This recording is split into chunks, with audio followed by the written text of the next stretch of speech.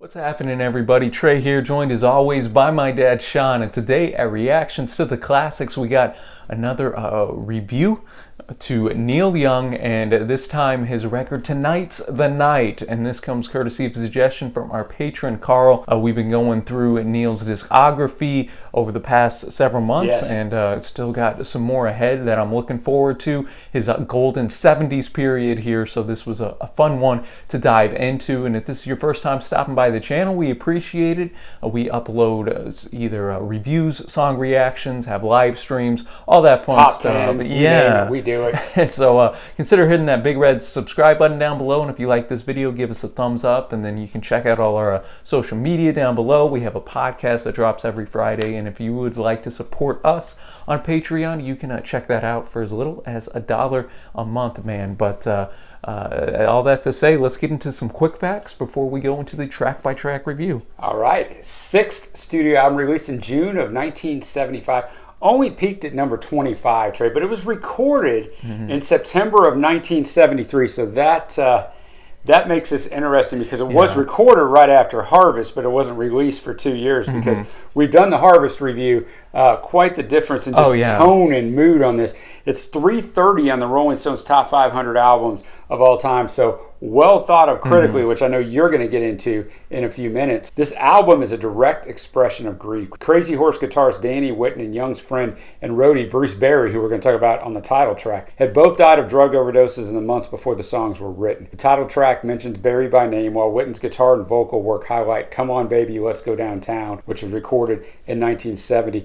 Fans have long speculated, Trey, that there's this alternate edition of this album out there. And Neil's dad, Scott, actually wrote about this in his memoir. 10 years after the original recording, David Briggs and I talked about Tonight's the Night, on which he had shared the producer credit with Neil. At home a couple weeks earlier, he had come across the original tape, the one that wasn't put out. I want to tell you it's a handful. It is unrelenting. There is no relief in it at all. It does not release you for 1 second. It's like some tough guy having you by the throat from the first note and all the way to the end. David went on to say he felt like after all of the stuff that Neil had brought out that before this, the critics just weren't finding the gold in this, how he had advanced and went farther. While Neil's dad and David were having this conversation, Neil walked out and said, "What, you got the original tape? I thought that was lost. We'll bring that out someday." So it's somewhere. Somebody has it. Well, hopefully. and maybe one day it'll kind of make its way out, just like Homegrown finally was released this year in 2020. But very critically successful. You have AllMusic giving it 5 out of 5. You have Rolling Stone, perfect score as well. Even the tough critic Robert Christgau gave it an A in his little record conglomeration book. And Neil said that he thinks this is one of the strongest and longest lasting records, just as the time has gone on. He said it's a very heavy personal type of record, but ironically it is one of his least commercially successful. That's what Neil said about it. So always like to hear what the artists have to say. And even Neil on the inside of the vinyl, gatefold said something along the lines where these people, you don't know these people, so this will mean nothing to you. Yeah, exactly. In a sense. So kind of some of that Neil just quirks that we know. But I think it's one of the things that we both admire about him. He wasn't all out on chasing commercial success. He was going to make the albums he wanted to make, and on previous albums that we reviewed, he's talked about in the lyrics kind of how he's uncomfortable with success and he's going to do his own thing. There's 2 roads to go. He went basically down the one that's going to make him happy, and who cares what everybody else thinks. We're going to open up with the title track, Tonight's the Night. Repeats Tonight the Night 8 times to start. This one's the one I referenced earlier about Bruce Berry. It's true, Berry was a roadie for Neil dating back to his days in Crosby, Stills, Nash & Young, and he really did drive a white Ford Econoline van. He died of a heroin overdose in June of 1973. And because it's true, it is so freaking raw. The emotion in this, it is a fantastic song, and it does grip you from the second you get in this album, like, okay, wait a minute, man. Yeah, this one, this is more stripped back in a sense. We have Neil actually on piano. Yes. It has a raw, bluesy type of atmosphere to it, some heavy hitting lyrics, and the album ends with a more electric, energized version. And it's one of those rare songs, just due to the subject matter, that I think can fit both, like this, where it's a little more close to home, or if you're gonna just let loose and get loud, like the ending song on this. I think I prefer the electric version that ends the record out just a little bit. See, and I prefer this. Do you? Yeah, that's shows to show you it can work for both. I'll be curious. Let us know in the comments which one you're feeling. Very curious. But a wonderful way to open off this record, and it ended up being one of my favorite tracks, just due to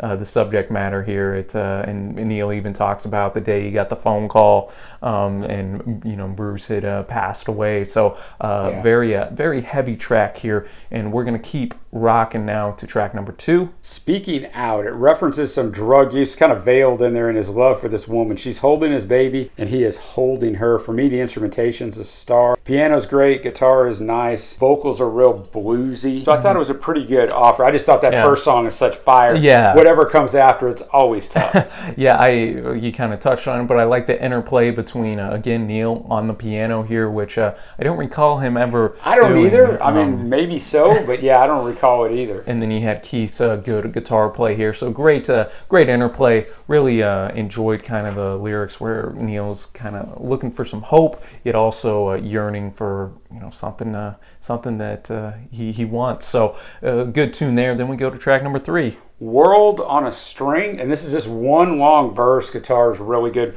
much more upbeat than the last song, which it needed to be because the first 2 songs are a little more chilled. So I liked it. I thought it was fine. Yeah, for me, I thought it was a bit similar in arrangement to Speaking Out, but it didn't do much for me, actually. Thought I was just a little meh on it. Not a bad song, but it didn't really grip me. But we have a cool little story on track 4, a borrowed tune. Yeah, I like this song a lot. It's just, I don't know, man, it makes me laugh because Neil's just out there. We obviously, Trey, doing all these albums we've done, we come across so much either plagiarism or alleged plagiarism. But Neil's just like, here it is. So here's a line from the song. I'm singing this borrowed tune I took from the Rolling Stones. Alone in this empty room, too wasted to write my own. The melody and chord structure are based on the 66 Rolling Stones songs Lady Jane by Jagger and Richards, hence the title, Borrowed Tune. Just piano and vocals, a little harmonica solo, just a little bit different for him, I think, on this. I just think it's a great song. The more I listen to it, man, the more I liked it. Yeah, this got me back on track after, the World on the String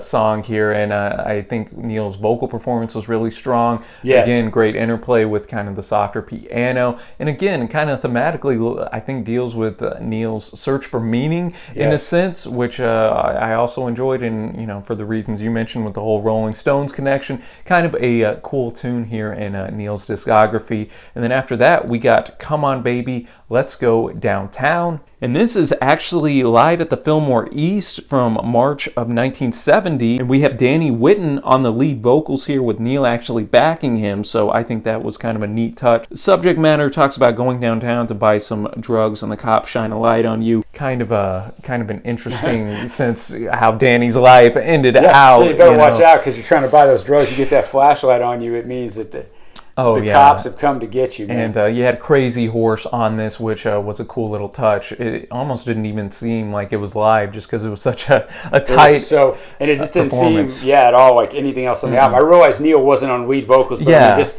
the sound is so much different than 3 years later what Neil had evolved to in this raw of a record. But I love that they put it on here. I'm assuming he put it on here because of Danny, just a shout out to Danny in here and go like, you know what, I'm writing about this guy, but here you can listen to this guy.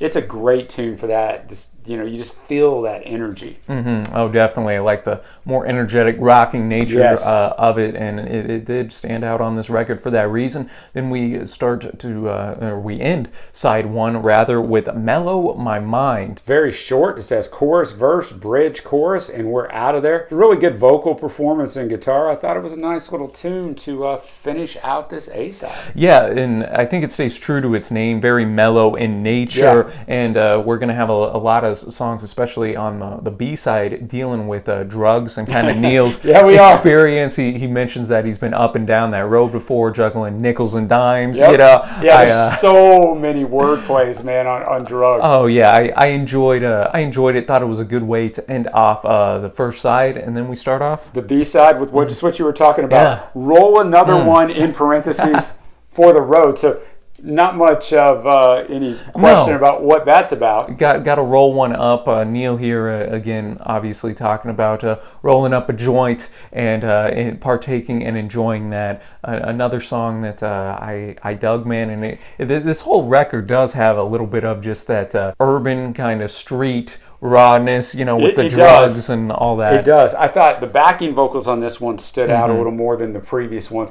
It's definitely more country sounding. That's right, yeah. He does almost like a spoken word in it, in parts, and kind of talks about Woodstock. And so I like the lyricism. It's one of my least favorite songs, but I'll tell you, I like the A-side a lot more than I like the B-side, even though I like the B-side a pretty good amount. I thought the A-side was stellar. That's going to take us to a place that I've been to many, many times, Trey. Albuquerque, and just the chorus of this song just sticks in my head with the Albuquerque. He's rolling a joint, driving around, getting something to eat, and trying to blend in. Just instrumental the first 45 seconds. Really good guitar. Talks about the 90 minutes between Albuquerque and Santa Fe. Just stuff that I related to. Not the other stuff. But I don't get high and go between Albuquerque and Santa Fe, but I thought the tune was pretty good. Well, I like the callback to the previous tune because he noted that he's going to roll a number, rent a car. It gave me a little bit of On the Beach vibes in the sense. Yeah, it did. It was a little more mellow. You had that harmonica solo by Neil. And again, talks about his kind of searching and where to go next in life, which I enjoyed. This was actually one of my favorites on the entire record. I can see that. Thought he did a very good job with this and enjoyed the vibe. And then we keep on moving to New Mama. Very short. Only 2 minutes, 11 seconds. Sweet, man. But a good track. And it kind of, during this time, Neil had, just welcomed a son into the world. Zeke in 1972. Yeah. So it just kind of deals with the fact of what a mother goes through whenever, I have this new bundle of joy. Even the pain of childbirth, it brought forth something that, brings me much joy and happiness. So, not a favorite for me, but I think it might be a little under the radar just since it is 2 minutes. Yeah, I agree. And that moves us to Look Out, Joe. Most likely when you look at the lyrics, Trey, it's about a GI returning home and living on the streets.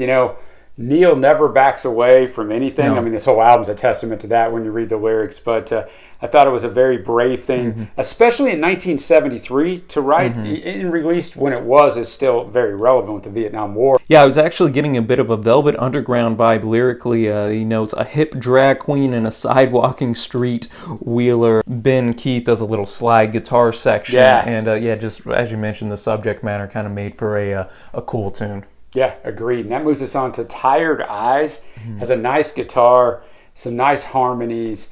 Neil actually had a quote about this song. He said, "It's a blurry view of a drug murder in a Los Angeles canyon, out of pitch, but still in tune." That's Neil, man. Thought the instruments were really nice. Another almost spoken word. Yeah, very mellow again. Very mellow. And, the instruments did a great job of just setting the mood of what the serious matter of the song. Yeah, another one of my, probably, up there at the top tier for me on this record is due to the story it told. And I also just enjoyed the fact that he almost was encouraging people to be aware of the dangers and pitfalls that drugs can have. Right. Beware of those tired eyes open up. But it didn't feel like he was, preaching or in an overhanded way. No, not at all. It's a tough line to walk sometimes. So far, I don't think Neil, in all the albums we've done of his, I never feel like he's preaching no. at me. For some reason, maybe it's just me, and he just knows how to write those lyrics to me, so I don't feel the way. But yeah, I never feel like he's standing up here on the soapbox going, I agree. He's telling you, hey man, I'm down here in the dirt with you, and here's kind of what I've learned.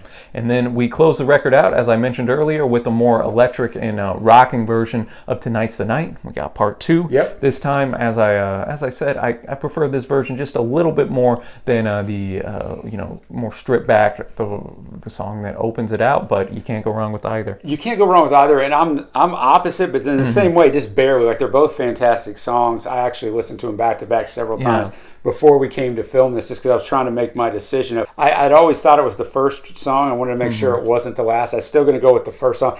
I think, strategically, it's interesting to start and end the album with the exact same song with different arrangements. But for this album in particular, I think it works fantastic because of what he's trying to get across emotionally, with obviously losing two friends from drugs. Yeah. It's great to start it and end it with the same song in a different arrangement. It just made a lot of sense to me. Oh, definitely. And as we are kind of talking about that, we'll transition now to our favorite tracks for me. Tonight's the Night, part 2. Tonight's the Night, part 1. And I also will go with Tired Eyes and Albuquerque. And I'll go with Borrowed Tune. No, there you go, man. But I couldn't argue with yours either.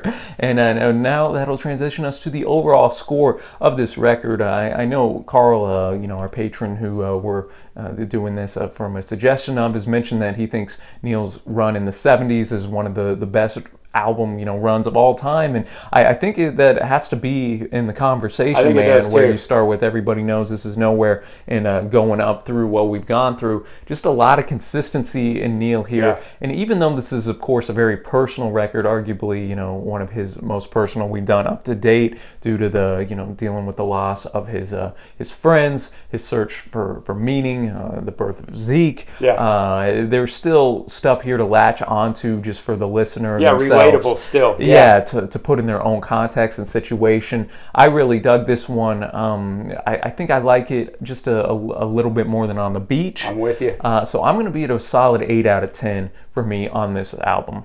Yeah, I mean, I'm going to echo what you said. I think, much more personal, much more raw, and much less produced all the way around, and I like it. It adds to the charm of it because it should be raw and hard-hitting, man. So for me, I'm going to be at an 8.25. You could talk me into an 8.5. And this is an outstanding record. The more you listen to it, at least for me, the more I relate to it. So, Carl, you weren't lying, man. This is a fantastic album, and just thank you for bringing it to us. Yeah, and let us know, y'all, what you think of this record down in the comment section below. We'd love to hear your thoughts. As always, Dad, appreciate the research. Fun, man. And until next time, y'all, thanks for watching. Happy listening, and we will see ya.